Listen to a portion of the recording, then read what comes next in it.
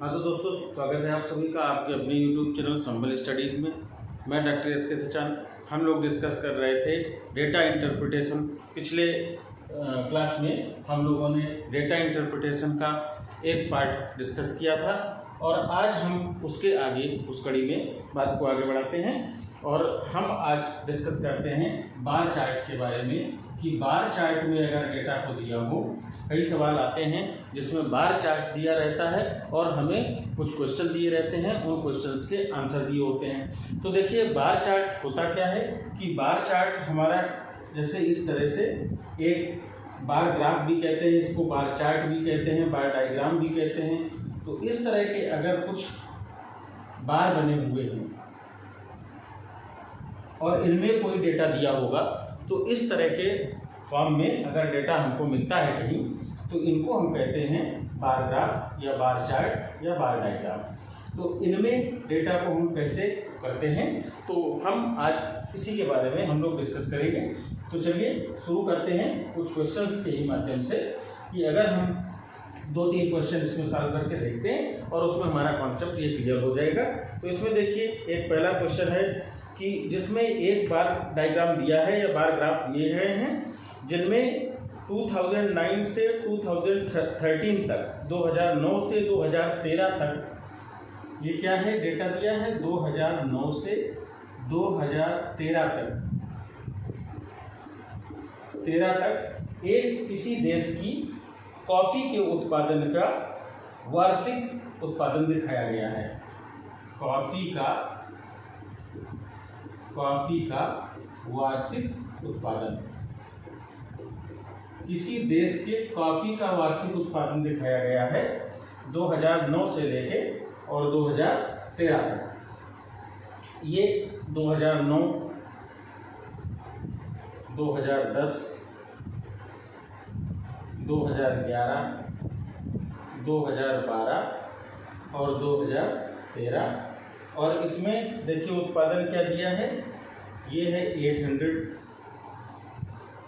ये है इसके आगे 1200, ये है 800, ये है 1200, इसके बाद 1300, ये है 1300 और इसके बाद है 1800 और 2000, ये है 1800 और मान लीजिए ये हमने बना दिया जो 2000। ये वार्षिक उत्पादन किसमें दिया है, टन में दिया है कि इतने टन का उत्पादन। वार्षिक उत्पादन का मतलब क्या कि एक साल में जो उत्पादन हुआ। तो किसी कंट्री में 2009 में 800 टन, 2010 में 1200 टन, 2011 में 1300 टन, इसी तरह 1800 टन और 2000 टन का उत्पादन हुआ। तो अब इसमें क्वेश्चन पूछेगा कि इसमें निर्देश दिया होगा कि इस बार ग्राफ को या बार डायग्राम को या बार चार्ट को ध्यान से पढ़िए और दिए हुए क्वेश्चन के आंसर दीजिए। तो इसमें एक क्वेश्चन दिया है कि वर्ष 2009 से 2011 तक कॉफ़ी का औसत उत्पादन क्या है। क्वेश्चन पहला है 2009 से 2011 तक उत्पादन का औसत पूछा है, यानी एवरेज। तो 2009 से 2011 तक का एवरेज निकालना है, कॉफ़ी के उत्पादन का औसत क्या है। तो देखिए औसत हम क्या निकालते थे, औसत बराबर हम क्या पढ़े थे कि कुल योग बटे कुल संख्या। तो कुल योग मतलब उत्पादन का कुल योग और बटे कुल संख्या, मतलब यहाँ पर कुल संख्या क्या होगी, वर्षों की कुल संख्या। तो 2009 से 11 तक हमने उत्पादन को हम देख लेते हैं। तो 2009 से 11 तक उत्पादन क्या होगा, हम जोड़ देते हैं। 800 टन था, फिर 1200 टन था 2010 में और 2011 में था 1300 टन। हमें 2011 तक का ही निकालना है और बटे कितने साल का हम देख रहे हैं, तो 3 सालों का देख रहे हैं, तो हम इसमें से 3 का भाग दे देंगे। तो देखिए 800, 1200 और 1300 को जोड़कर हम 3 का भाग दे देंगे। तो ये 2000, 3300 और डिवाइडेड बाई 3, उसमें 3 का भाग दे देंगे। तो इसमें जो है 3300, 12 और 8 20, 2000 और ठीक है 3300 आ गया। ये 3300 बटे 3 ये आ जाएगा 1100। इससे काट दिए, 3 एकम 3, 3 एकम 3, तो 1100 टन। यानी इसमें क्या हुआ कि ये देखना है कि औसत उत्पादन पूछा था, तो हमने 3 सालों का औसत निकाल दिया, 800, 1200 और 1300 का हमने एवरेज दे दिया, 3 का भाग दे दिया और ये आंसर आ गया 1100 टन। और यही कोई उसमें एक ऑप्शन रहेगा उस क्वेश्चन में, और आपको इसी ऑप्शन को सही का निशान या उस ऑप्शन को ही उसमें अपने आंसर में लिखाना है। तो एक तो ये इसमें एक क्वेश्चन दिया है, और दूसरा क्वेश्चन इसमें दिया है कि 2011 का उत्पादन 2009 के उत्पादन का कितने प्रतिशत है। यानी 2011 का उत्पादन 2009 के उत्पादन का कितने प्रतिशत है, कितना प्रतिशत है। तो देखिए ऐसे जब सवाल आते हैं कि इसका उत्पादन इससे कितना प्रतिशत है, तो हम मान लेते हैं ये x%, यानी 2011 का जो उत्पादन है 2009 के उत्पादन का x% है। तो 2009 के उत्पादन का x% बराबर किसके हो गया, ये 2011 का उत्पादन। 2011 का उत्पादन 2009 का उत्पादन क्या है 800, तो 800 गुणा x/100 बराबर आ गया 2011 का उत्पादन क्या है 1300 टन। ठीक, 1300 टन।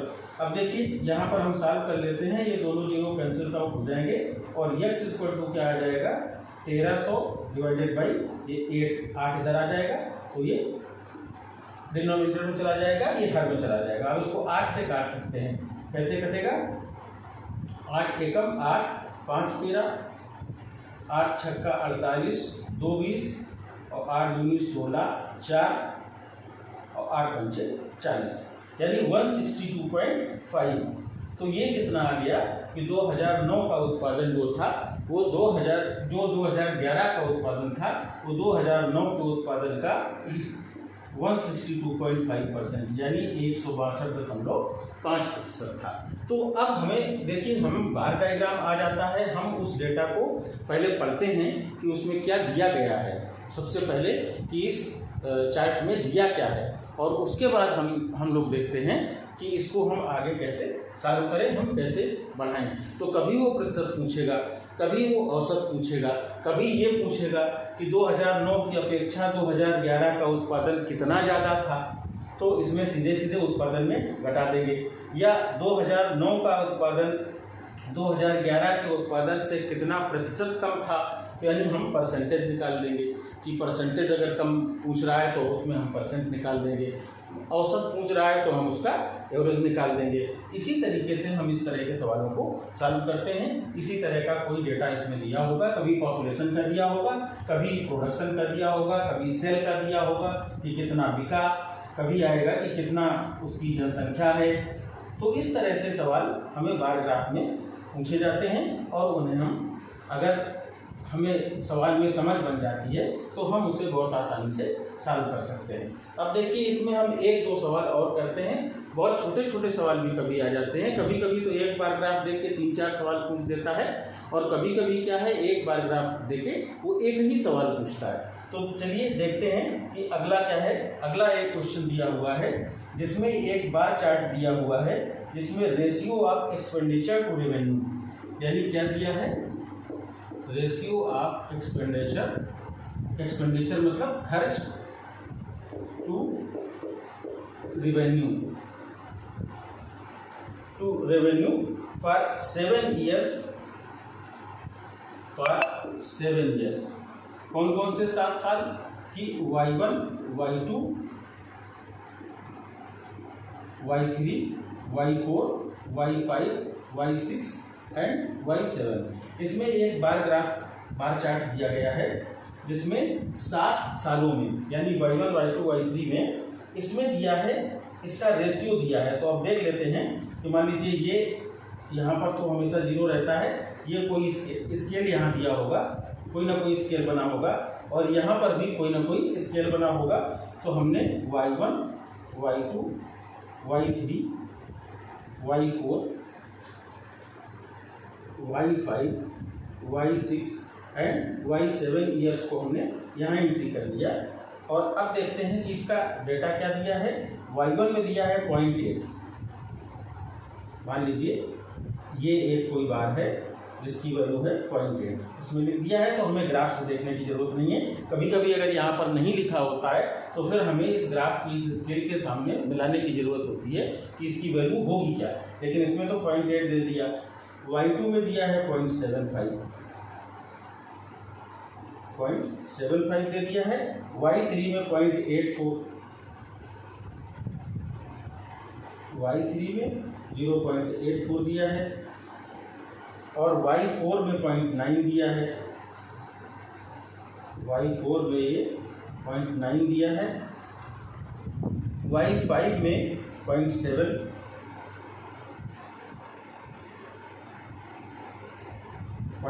है। Y6 में 0.75 है,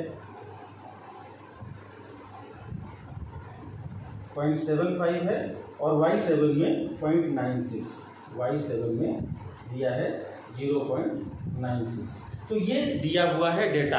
अब फिर से एक बार समझते हैं कि डेटा दिया किस चीज़ का है। एक्सपेंडिचर और रिवेन्यू, मतलब खर्च, एक्सपेंडिचर का मतलब जो पैसा खर्च करता है, और रिवेन्यू का मतलब जो उसकी आय होती है, यानी खर्च बटे आय का रेशियो, अनुपात दिया हुआ है। ये खर्च और आय का अनुपात दिया है।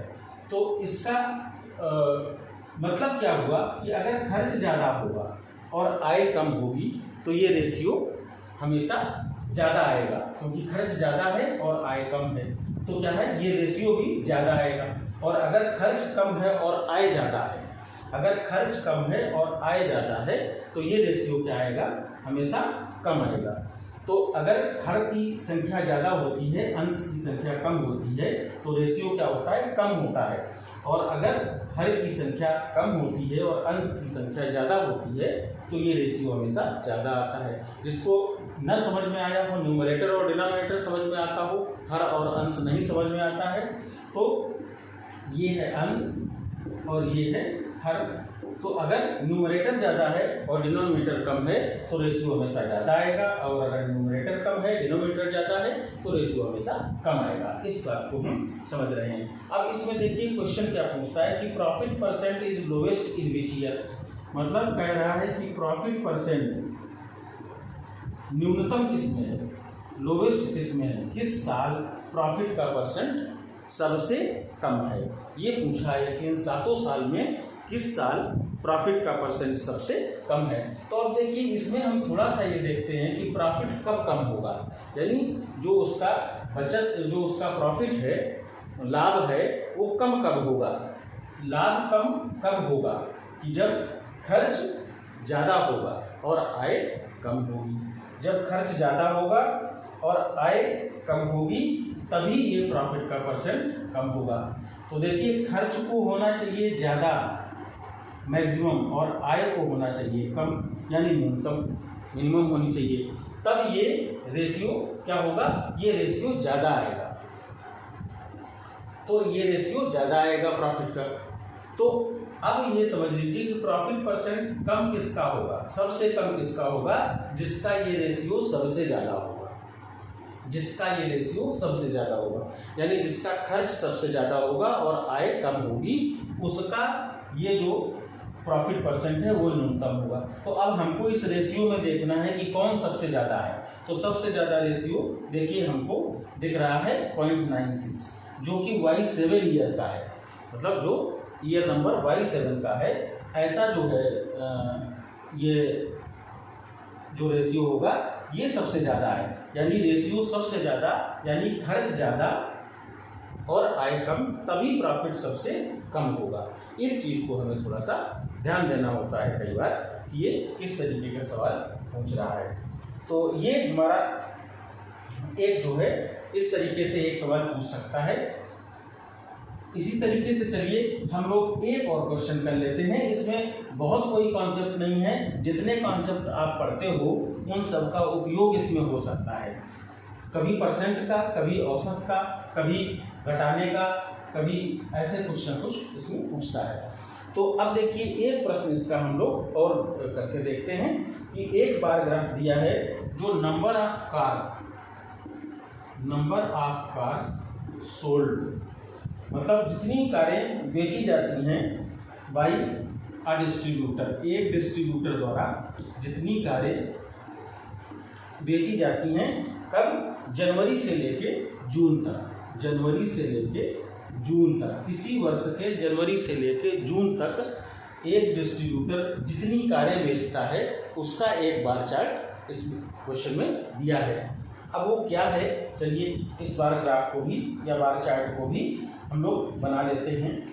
तो एक बार चार्ट इसमें ऐसे दिया है, तो क्या होगा, जनवरी, फरवरी, मार्च,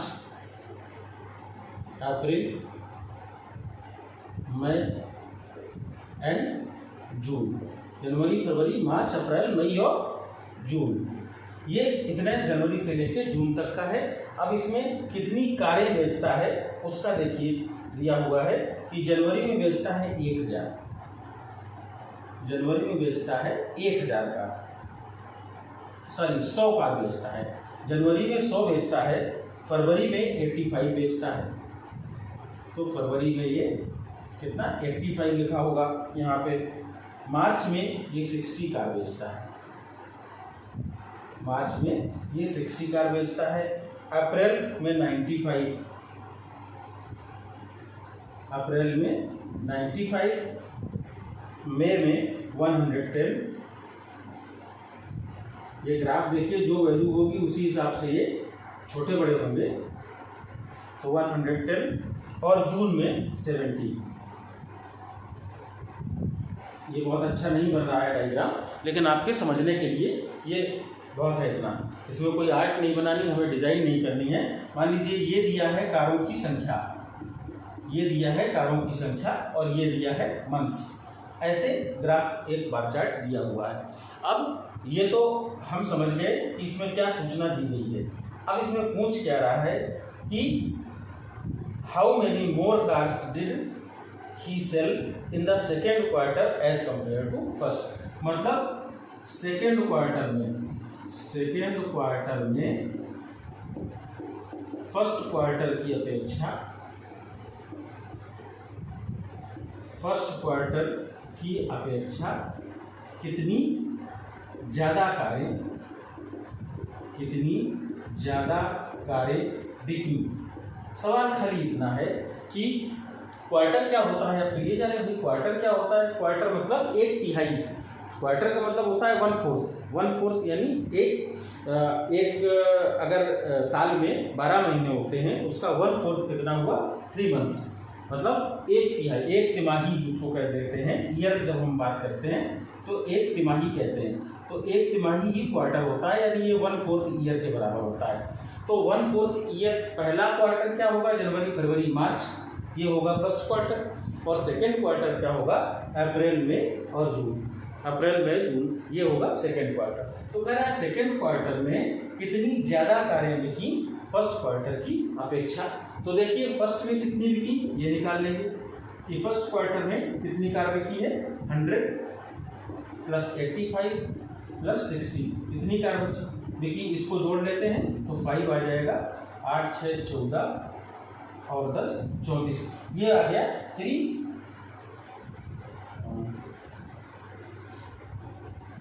ये आ गया 5, 8, 6, 14 और 10, 24, 245।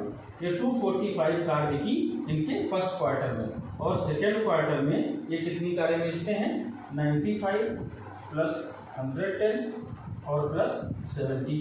देखो इसको जोड़ के कितना आएगा, ये आ जाएगा 5, 7 और 1, 8, 16, 17 के साथ हासिल है 275। ये 275 कार आ गई जो उसने सेकेंड क्वार्टर में बेची, और 245 कार थी जो फर्स्ट क्वार्टर में बेची थी। तो अब प्रश्न ये कह रहा है कि सेकेंड क्वार्टर में कितनी ज़्यादा कारें बेचा फर्स्ट क्वार्टर की कंपैरिजन में। तो कितनी ज़्यादा बेचा, 275 - 245।